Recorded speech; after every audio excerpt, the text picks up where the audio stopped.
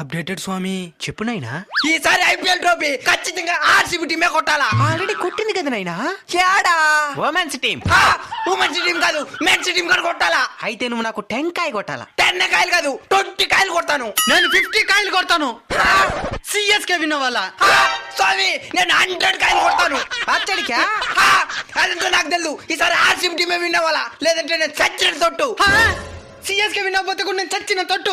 అయితే ఎవరో ఒకరు సస్తారనమాట. ఏం వెతుకుతున్నావు స్వామి? మిగతా టీంలు ఎక్కడా? ఈ రోజు మ్యాచ్ మా ఇద్దరికే పడింది స్వామి. చావో రేవో తేలిపోవాలా. సరే దాని వదలండి గానా. ఎవరు ఎక్కువ కష్టపడితే వాళ్ళు విన్ అవుతారా? పిట్టెంత పెట్టుండారా? సిఎస్కే మీద 10,000 పెట్టున్నాను. ఆర్సీబీ మీద 20,000 పెట్టున్నాను. అయితే ఐపీఎల్ అయింది నా దగ్గరికి రండి. ఎందుకు స్వామి? మెటల్ దగ్గర స్థలం పట్టుంటాను. బెట్టింగ్ లో పోవడమే గానీ రావడం ఉండదు నాయన. ఒకవేళ వచ్చినా గానీ మళ్ళీ దాంట్లోనే పోతాది. ఎక్స్ట్రా బోనస్ పాయింట్ ఏంటంటే కుటుంబం కూడా రోడ్డు మీదకి వచ్చేస్తుంది.